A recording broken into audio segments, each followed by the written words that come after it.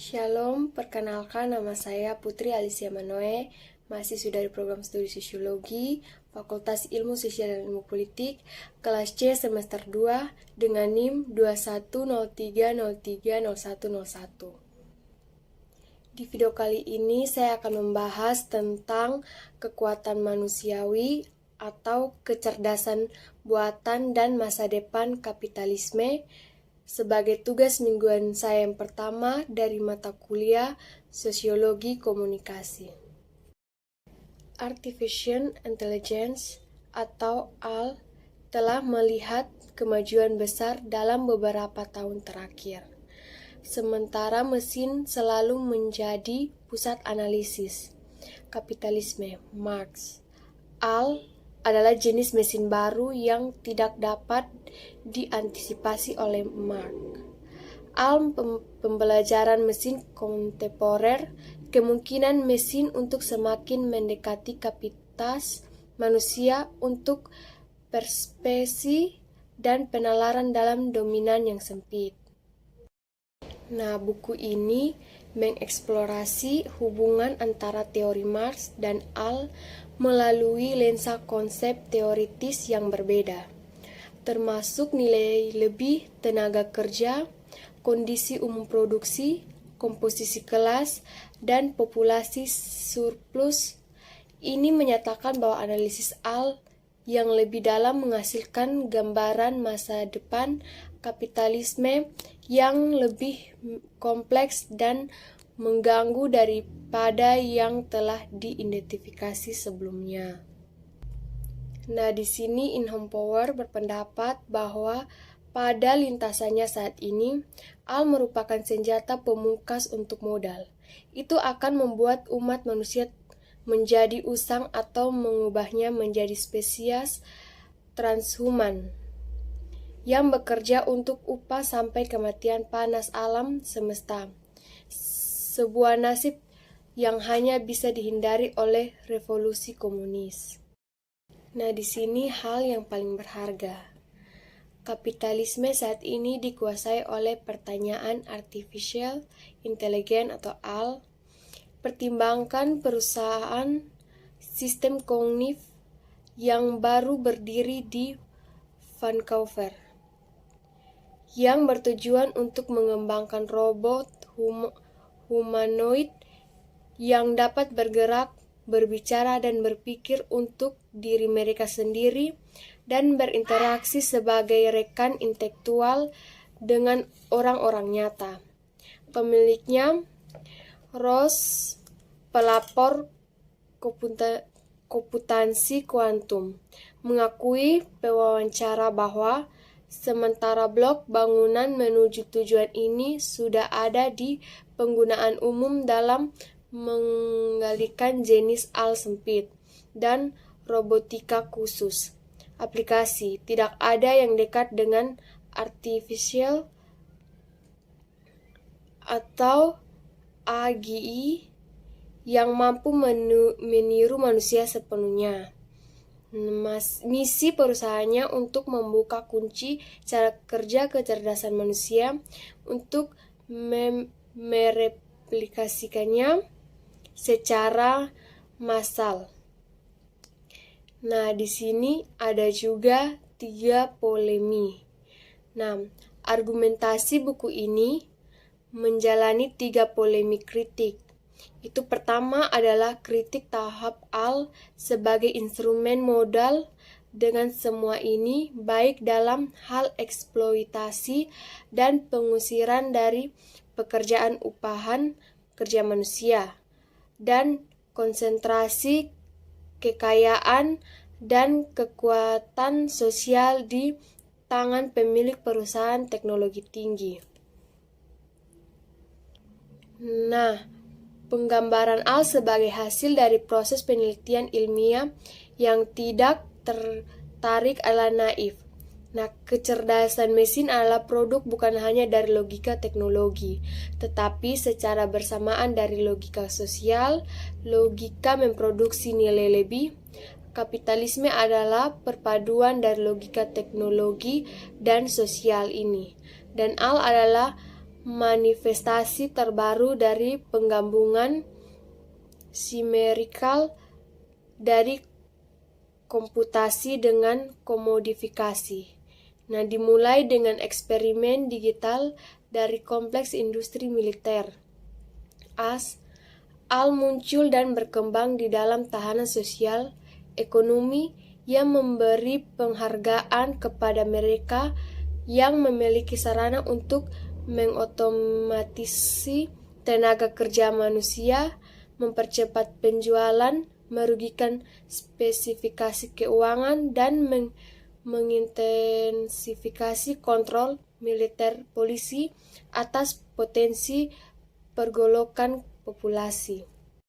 Nah, di sini juga saya akan menjelaskan mesin Mark. Mesin sangat penting dalam analisis kapital Mark. Sedemikian rupa sehingga hampir setiap studi serius dari karyanya melibatkan topik dalam beberapa cara. Nah, di sini kita dengan cepat memetakan aspek-aspek pemikiran Mark yang paling penting untuk diskusi AL. Nah, menyotori poin relevan untuk argumen kami menantikan buku ini kami sarankan 3 untaian utama dalam pemikiran Mark tentang mesin. Pada baris pertama utama mesin adalah suplemen untuk kerja manusia yang merupakan pencipta nilai yang penting di dalam kapitalis. Nah, sistem sementara produksi menjadi semakin mesin intensif menentukan eksploitasi pekerjaan. Mesin pada akhirnya berkontribusi pada krisis terminal sistem. 2 lainnya garis kecil, secara logis muncul dari arus utama ini tetapi juga berangkat darinya. Kedua, berposisi sebagai saat di mana mesin menjadi otonom dari kerja.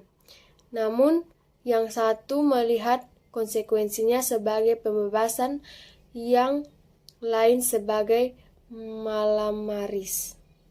Nah, yang ketiga, untaian pemikiran mesin Mark ini dapat dengan hati-hati dikonjugasikan bersama-sama, tetapi tergantung pada ketegangan yang mengilap antara mereka yang melebar dan memperdalam saat kita menghadapi teka-teki AL. Nah, di sini juga saya akan menjelaskan tentang Al Novum. Sebelum dan selama penulis buku ini, selain asimilasi materi tentang teori Mark dan ilmu pengetahuan, ekonomi, dan sosiologi AL, kami membaca dan menonton banyak fiksi ilmiah AL. Termaksud tidak hanya film klasik 2001. Nah, itu adalah titik acuan yang tak terletakkan untuk semua AL diskusi tentang gelombang tulisan dan produksi yang lebih baru yang mengiring munculnya ML. Beberapa akan menganggap ini sebagai bukti dari penilaian yang terganggu. Nah, Harry Collins tahun 2018 mengganti nama AL menjadi Artifik. Nah, melebih-lebihkan kemampuan AL menggambarkan manusia super yang diklaim Singularitas mendorong penyerahan pelepasan manusia menjadi bodoh. Nah, di sini program komputer demikian pula Mark Chok tahun 2018. Seorang peneliti AL mengajukan AL di samping rasa hormat yang berlebih terhadap para ilmuwan. Nah, perjuangan AL yang berlebihan sebagai salah satu dari serangkaian faktor budaya yang berkontribusi terhadap AL kurangnya pemahaman dasar tentang apa yang bisa dan tidak bisa dilakukan ML. Nah, pada ringkasan bab ini, berikut kita ambil dari karya sarjana Mark dan Marxin untuk membuat penilaian kita sendiri tentang keadaan sekarang dan prospek masa depan. Nah, bab 1 di sini menyajikan laporan ekonomi politik dari keadaan saat ini, dari apa yang kami butuh industrial. Nah, ini menggambarkan protagonis utama perusahaan teknologi raksasa di AS, Cina, dan di tempat lain. Nah, di sini interaksi dan program penilaian negara dan komunis pengembang sumber terbuka. Nah, kemudian berlanjut dari analisis saat ini hingga mendekati prognostik masa depan, menunjukkan bahwa ambisi besar Kroposi menunjukkan pada ke arah pembentukan sebagai komponen baru dari kondisi umum produksi sebagai infrastruktur di mana mirip rel kereta api revolusi industri pertama atau utilitas listrik dari yang kedua. Nah, di mana semua bentuk lain dari produksi barang-barang dagang dan sirkulasi akan datang dengan mengendalikan. Nah, di sini juga yang terakhir saya akan menjelaskan industrial dan oligopolis kecerdasan mesin. Nah, sementara kepentingan perusahaan dalam penggunaan aktual dan potensi dari baru bermacam-macam, mulai dari penjual retail hingga hibur dan industri. Nah, produksi aktual sistem merupakan perhatian utama untuk lingkaran perusahaan teknologi tinggi yang lebih terbatas. Nah, sebagai industrial berbeda dari bidang komersial yang lebih luas aplikasi. Sementara publikasi berorientasi bisnis terus meningkatkan kami bahwa akan merevolusi produksi kapitalis. Nah, analisis kami menunjukkan bahwa transformasi seperti itu, jika itu terjadi masih dalam fase-fase paling awal. Sebaliknya, kami melihat sebagai salah satu industri baru yang pengaruhnya terkait dengan teknologi baru lainnya dan namun sulit untuk dipastikan dengan pasti. Nah, saran bacaan yang sangat diperlukan untuk semua orang yang ingin memahami hubungan antara kecerdasan buatan dan kapitalisme. Buku ini mengeksplorasi hubungan antara teori Marx melalui lensa konsep teoritis yang berbeda, termaksud nilai lebih tenaga kerja, kondisi umum produksi, komposisi kelas, dan populasi subpros. Sekian dari penjelasan saya, sekian dan terima kasih.